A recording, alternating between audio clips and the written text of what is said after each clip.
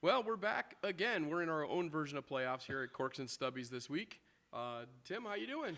I'm doing well. Hey, if we're talking high school football and we're continuing on at Corks and Stubbies, that's a good thing because obviously now we're talking postseason football. Now is when the fun really begins. That's right. After our perfect season, we're hoping to get at least 4 more shows in here, get somebody all the way to the end of the game. Exactly. If we can get a team out of Lorain County to a state championship game, that would mean 5 extra weeks. The playoffs can be a long grind, and it all starts this weekend. It should be a lot of fun. That sounds good. All right, well, so we're going to start out today. We're going to just kind of go from where we've been to where we hope to end up.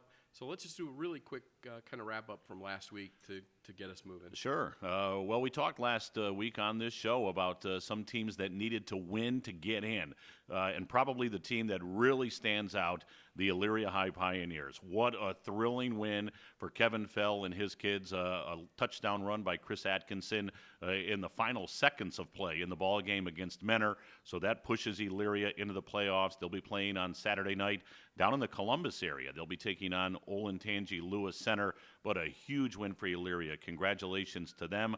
Firelands got in with a much-needed win, a must-win, as they knocked off the Keystone Wildcats. That turned out to be a heck of a football game over at Firelands. That Firelands-Keystone rivalry is a real good one, and Keystone came to play, but the Falcons got a huge ball game from their sensational quarterback, Brad Thrasher. So they are now in the playoffs on Saturday night. They'll be taking on Peninsula Woodridge, so we wish the best of luck to the Falcons. So those were the 2 teams that needed to win and get in. We talked about North Ridgeville needing to win to get in. Well, fortunately for them, even though they lost, they did get in. And so the Rangers, they're on the road this week. They'll be traveling to Perrysburg. But you know what? Hats off to North Ridgeville. They really gave the Midview Middies a great football game last Friday night. They were playing without their star, DeMario McCall, and yet that game went deep into the 4th quarter before it was decided. It looks as though DeMario will not play again this week in the playoff opener against Perrysburg. But you know what? To North Ridgeville and their staff and their kids, Luke Durbin, the head coach, has done a terrific job this year and basically playing the whole year per se without DeMario McCall. And the Rangers make the playoffs for the 2nd time in their history. So a great job by them. Yeah, this has probably been the worst year yet for DeMario, hasn't it? Oh, yeah. I mean, it's just so unfortunate. Here's a young man. I remember the very first show we did here at Corks and Stubbies where, Sean Bennett and I talked about this spectacular player. He signed, sealed, and delivered for Ohio State. We thought a lot of Lorain County records could go by the wayside, and he just can't get over that injury bug. Fortunately for DeMario, there isn't an injury that's going to threaten his career per se or anything like that, but he's just had these nagging injuries throughout the campaign, and unfortunately for the Rangers, and really for Lorain County high school football fans, we just haven't had the opportunity to watch DeMario showcase his talents. But who knows? Maybe they win on Friday night, they pull an upset down in Perrysburg, and they move on in Division II, Region 4, and we'll see him further along in the playoffs. So let's hope that turns out to be the case. Sounds good. All right, so let's talk about this weekend. Wow. Playoffs are all about peaks and valleys. So, who's peaking this weekend? Who's coming in at just the right time?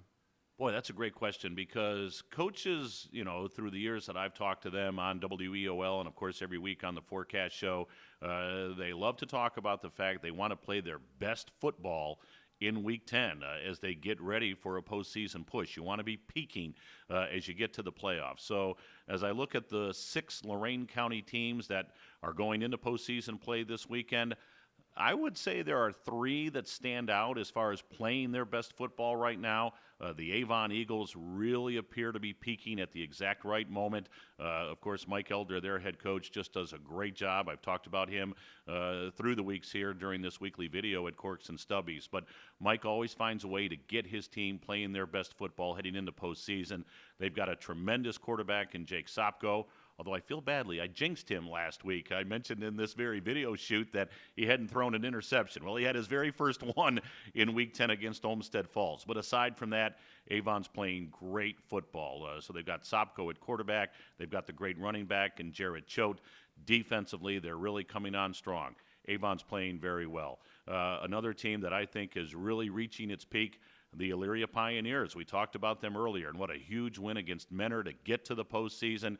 Kevin Fell, their head coach, and a great veteran head coach, told me week in and week out on WEOL, I've got a team that I think is getting better and better. And they closed out the season with 2 big wins against Strongsville and against Menor. I mentioned Chris Atkinson, their great running back. Their defense is playing phenomenally well. I wouldn't be surprised if they go down to Olentangy and get a win on Saturday night. I think Elyria, coming off that win over Menor, playing with a lot of confidence, and Kevin has told me throughout the season, we've got a football team that plays better when their back is to the wall, when nobody's really giving us an opportunity to win. That may be the case on Saturday night, so we'll see if the Pioneers can pull that one off. And the third team, Columbia, here they are, 10-0, perfect regular season. Their head coach, Jason Ward, has said this is the team that he thinks can really make a deep playoff push. They moved down to Division VI this year. They've got some great talent. Quarterback Jacob Vicaroni, their senior receiver, Jesse Lambert, is just an outstanding player. We haven't talked about him a whole lot during the course of our videos, Bruce, but Jesse Lambert is a great player. So perhaps they'll get the postseason off to a great start on Saturday with a win over Smithville. So those 3, Avon, Elyria, Columbia, I think they're kind of on the rise. They're reaching that crescendo going into the playoffs. I think Midview and DJ Shaw would be the first to tell you maybe isn't playing their best football right now. They're 10-0, but they've had some struggles in the back half of the season, and Olmsted Falls should give them a pretty tough ball game on Friday night. The Bulldogs have a great running back in Spencer Linville. He's rushed for over 1,300 yards this year, so the Midview defense, they'll have to be geared up to stop the run on Friday night. That Midview offense, of course, led by their great quarterback in Dustin Crum. And what an unbelievable talent in wide receiver Logan Bolin. Set the county record last week with 19 receptions in the ball game against North Ridgeville. So I think Midview's looking to get back on track. Firelands, even though they beat Keystone, as I mentioned earlier, they struggled in that win. They put the ball on the ground several times. I think Mike Passarello knows that being a number 8 seed against a number 1 seed in Peninsula Woodridge, they're going to have to play a lot better on Saturday night if they want to advance in postseason. So we'll see how that plays out. And as I mentioned, North Ridgeville, even though they got a tough ball game last Friday against Midview and hung in there, they've got to find a way to win without DeMario McCall. So it shapes up to be a very interesting weekend. A lot of these teams we talk about, they have these players who are just in beast mode, and they just are such a huge part of the team. Jumping back to Elyria High, what is the thing that makes you think they have a chance of kind of slipping something by here? Is it team, or is there a particular player that takes them to that level this week? Well, that's a very good question. Again, they've got a great running game. I mentioned Chris Atkinson. He had the game-winning touchdown against Menor. Micah Price in the backfield. They've got a young quarterback in Dante Beckett. So he hasn't thrown the ball as well as I think Kevin Fell would like the offense to. But when you have a sophomore quarterback, sometimes that passing game can take a little time. On the defensive side, Elyria is as tough as nails. They are playing very, very good defense. They've got some superior talent on that side of the ball. And again, they're going down to Olentangy to take on Lewis Center, who, of course, is coached by former Elyria and Lorain and a bunch of other places, head coach and Mark Solis. And I think Elyria is going to be geared up and psyched to play a Mark Solis coach team. Olentangy has moved up to Division I from Division II. So as Kevin Fell mentioned on our Saturday morning wrap-up show on WEOL last week, he thinks that makes for some tougher competition for Olentangy.